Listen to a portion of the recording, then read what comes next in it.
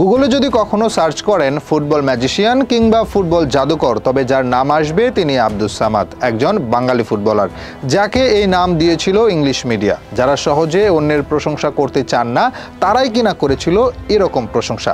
ভাবা যায়? ভাবতে হলে আগে জানতে হবে এই আব্দুস সামাদের ব্যাপারে। কে ছিলেন এই ফুটবলার? 1885 সালে যার জন্ম, 1964 সালে মৃত্যু। তবে বিদায়ের আগে নিজেকে প্রতিষ্ঠা করে যান ফুটবল জাদুকর হিসেবে।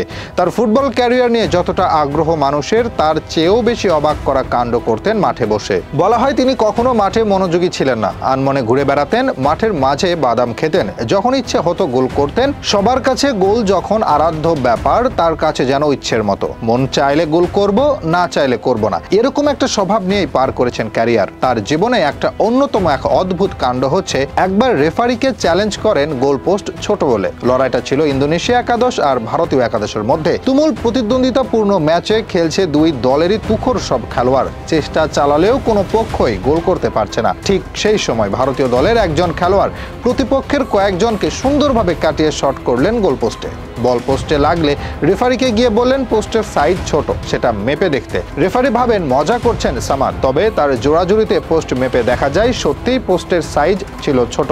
এরপর পোস্ট ঠিক করার পাশাপাশি তার শটকে ধরা হয় গোল হিসেবে। প্রচলিত ছিল মনে চাইলেই গোল করতে পারতেন তিনি, গোল ছিল তার ইচ্ছের ব্যাপার। একবার তৎকালীন ভারত খেলতে নামে চীনের বিপক্ষে, ইনজুরির জন্য বেঞ্চে রাখা হয় সামাদকে। তবে প্রথমার্ধেই 3-0 গোলে পিছিয়ে পড়ে ভারত। কোচের কাছে অনুরোধ করেন তাকে নামতে দিতে, যদিও ঝুঁকি নিতে চাননি কোচ। তিনি অনুরোধ করেন 15 মিনিটে 4 গোল করে উঠে যাবেন, এবং সত্যি 15 মিনিটে 4 গোল করেন এই ফুটবলার। অতীতে কলকাতা একাদশ ও ইংল্যান্ড একাদশের মাঝে খেলা হতো, তিনি একবার চ্যালেঞ্জ ছুড়ে দিলেন, এবার ইংল্যান্ডকে হারাবে তারা।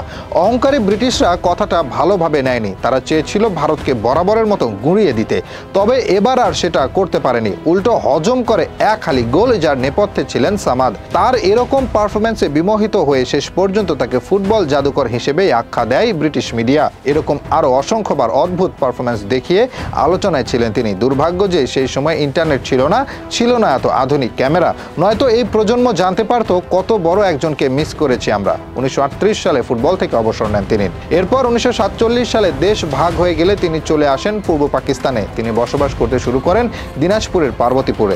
জীবনের বাকিটা সময় এখানেই কাটে তার, এখানেই মারা যান 1964 সালে। এই প্রজন্ম মেসিকে জাদুকর ভাবলেও অতীতে জাদুকর হিসেবে পেলে, ম্যারাডোনা আখ্যায়িত হলেও ফুটবলের আসল জাদুকর ছিলেন এই আব্দুস সামাদ।